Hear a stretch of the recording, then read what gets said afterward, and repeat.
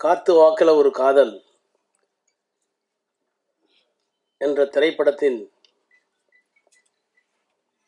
முன்னோட்ட தகட்டை வெளியிடுகின்ற இந்த விழாவில் என்னையும் அழைத்து பெருமை சேர்த்திருக்கின்ற இந்த படத்தினுடைய தயாரிப்பாளர் சகோதரர் எலி இனியன் அவர்களே, இயக்குனர் மாஸ் ரவி அவர்களே, இந்த திரைப்படத்தில் பங்கேற்றிருக்கின்ற கலைஞர்கள் மஞ்சுளா அவர்களே, ஜிகேபி அவர்களே, சூப்பர் சுப்ராயன் அவர்களே, சுபாஷ் மணியன் அவர்களே, ராஜ்குமார் அவர்களே, இவர்களோடு இணைந்து பணியாற்றியிருக்கின்ற ஏனைய கலைஞர்களே, வருகை தந்திருக்கின்ற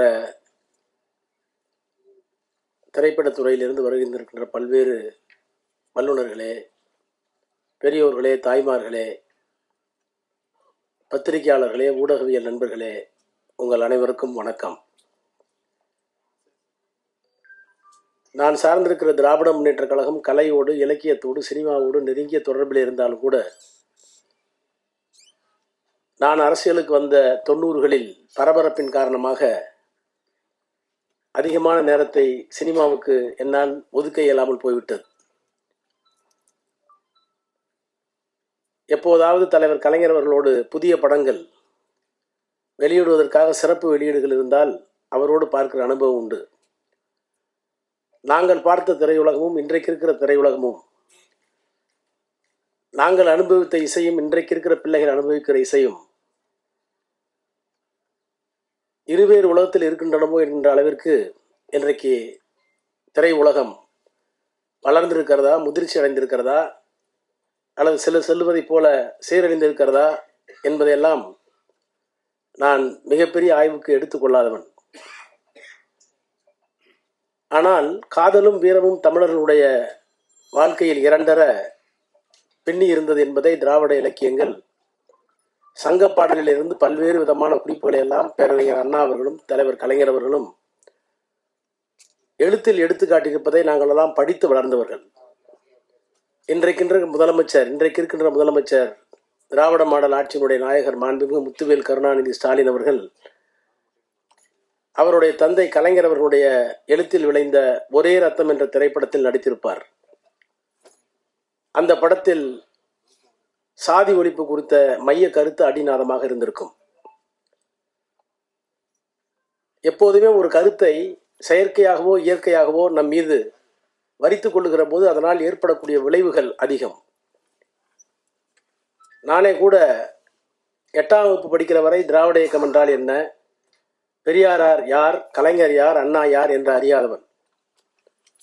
ஏதோ ஒரு பேச்சு போட்டிக்காக என்னுடைய தமிழாசிரியர் ஒரு தலைப்பிலே அவர் எழுதி கொடுத்த அந்த வாசகங்களை பேச போய் அதனால் நான் பரிசு பெற்று அதற்கு பிறகு அண்ணாவை, பெரியாரை, கலைஞரை, அவர்கள் வாயிலாக சங்க இலக்கியத்தை, திராவிட பண்புகளை எல்லாம் அறிந்து இன்றைக்கு 6 முறை நாடாளுமன்ற உறுப்பினராக, 3 முறை ஒன்றிய அமைச்சராக, அதிலே வரக்கூடாத மிகப்பெரிய சோதனை வந்து அதை எதிர்த்து நிற்கக்கூடிய மன வலிமை உள்ளவனாக நின்றிருக்கிறேன் என்றால் அதற்கு காரணம் திராவிட இயக்கம் தந்திருக்கின்ற கலை, இலக்கியம், அரசியல் என்கின்ற அந்த உணர்வு தான்.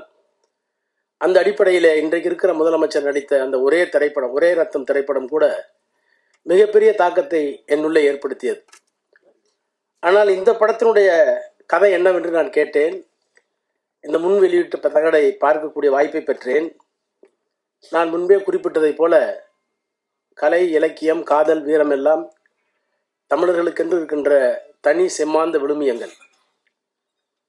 எங்குற்றான் உந்தன் மகன் என குரல் கேட்ட தாய்க்கிழவி, பொங்குற்ற துயர் அடக்கி புலி போன இடம் நான் அறியேன், போர்க்களம்தான் போயிருக்கும், புலி இருந்த குகை இதுதான் என்று தன் வயிற்றை சுட்டி காட்டிய தமிழ் என்று கலைஞர் எழுதினாரே, அந்த கலைஞர் தான் ஏறு தழுவுதல் ஆடவருக்கு அழகு, அவர் வாயில் வெற்றிலை, சேறு தடவுதல் மகளிருக்கு அழகு என்று காதலையும் சொல்லியிருப்பார். அப்படி காத்து வாக்கில் ஒரு காதல் கதையை கேட்டபோது 2 உண்மையான காதலர்கள் சந்திக்கின்ற தடையை, அதுவும் ஒரு குறிப்பிட்ட சூழலில் பூகோள பகுதியிலே வாழுகின்ற அந்த பகுதியில் இருக்கின்ற தடைகளை எல்லாம் தாண்டி வருகின்ற அந்த ஓட்டத்தை இங்கே தந்திருக்கிறார்கள் என்று சொன்னார்கள். சினிமாவாக இருந்தாலும், கலையாக இருந்தாலும், இலக்கியமாக இருந்தாலும், சமூகத்தில் இருக்கிற புழுக்கத்தை, சமூகத்தில் இருக்கிற கொதிப்பை வெளியே கொண்டு வந்து அவற்றை தீர்க்கக்கூடிய ஒரு தீர்க்கமான ஆயுதமாக இருக்க வேண்டும் என்று விரும்புகிற இயக்கம் திராவிட இயக்கம். காதல் கவிதையை பற்றிய பல்வேறு கருத்துக்கள் உண்டு. The longest love poem of the loftiest endeavour can be condensed in those few words that I love you and I will love you forever என்று எலியட் சொல்லுவார். உலகத்தில் இருக்கிற எத்தனையோ காதல்களை எல்லாம் சுருக்கி வைத்து பார்த்தால் ரெண்டே விஷயம்தான். உன்னை நான் காதலிக்கிறேன் அல்லது நான் காதலித்துக் கொண்டே இருப்பேன். இதுக்கு தான் இவ்வளோ பெரிய இலக்கியங்கள் என்று ஒரு சிம்பிளிஃபைடு சொல்லுவார். அது ஒரு பார்வை. ஆனால் காதல் இல்லாமல் இருக்க முடியாது என்று சொல்வதற்கும் இருக்கிறது. கலீல் கிப்ரானை நான் படித்திருக்கிறேன்.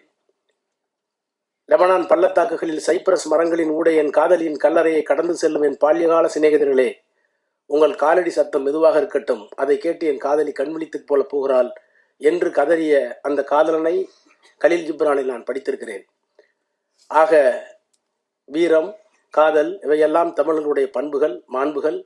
அந்த மாண்புகளில் இருக்கிற ஒன்றை இன்றைக்கு இருக்கின்ற சாதியம், இன்றைக்கு இருக்கிற அரசியல், இன்றைக்கு இருக்கிற பொருளாதார வேறுபாடு, இன்றைக்கு இருக்கிற மதவெறி இவைகளையெல்லாம் எதிர்த்து ஒரு காதல் வெற்றி பெற வேண்டும் என்று சொன்னால் அதற்கு இளமை மட்டும் காரணமல்ல, அதையும் தாண்டி நல்ல மனப்பக்குவமும் இந்த சமூகத்தை புரிந்து கொள்கிற ஆற்றலும் வேண்டும் என்கின்ற அந்த உணர்வோடு இந்த படம் எடுக்கப்பட்டிருக்கும் என்று நான் நம்புகிறேன்.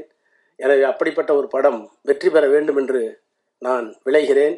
அதற்காக உழைத்த அத்தனை பெருமக்களையும் பாராட்டி என்னுடைய வாழ்த்துக்களை தெரிவித்து இந்த திரைப்படம் வெற்றி பெற வேண்டும் என்று வாழ்த்தி விடைபெறுகிறேன். நன்றி, வணக்கம்.